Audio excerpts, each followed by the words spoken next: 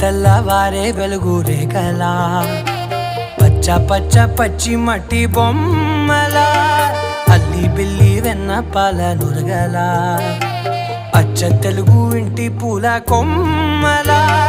దేవదేవుడే పంపగా ఇలా దేవతే మా ఇంట అడుగే పెట్టెనంట బ్రహ్మ కళ్ళలో కాంతులే మా అమ్మలా మా కోసం మళ్ళీ లాలి పాడేనంట.